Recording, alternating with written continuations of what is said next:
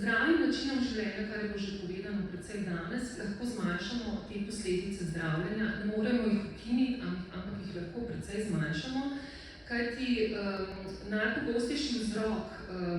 pozne umrljivosti, to rečemo po več kot 10 letih od končanega zdravljenja, so sekundarni tumori, se pravi drugi tumori, ki nastanejo. In marsikaterega od teh se da preprečiti zdravim načinom življenja.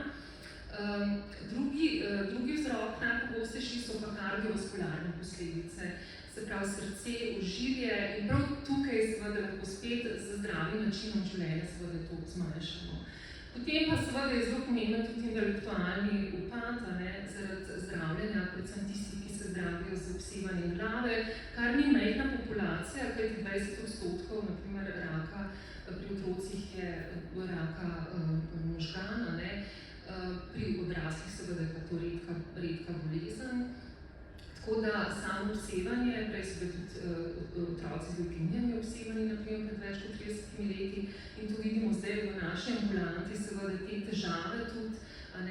upočasnjen intelektualni razvoj, tudi po 40-50 letih, naprimer, ta upad kognitivni, ko kar naenkrat več ne zmorejo tistega dela, ki so ga prej.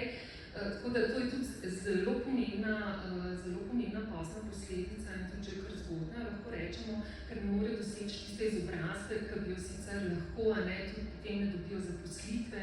in seveda je tudi socialno-ekonomski status zaradi tega slabši.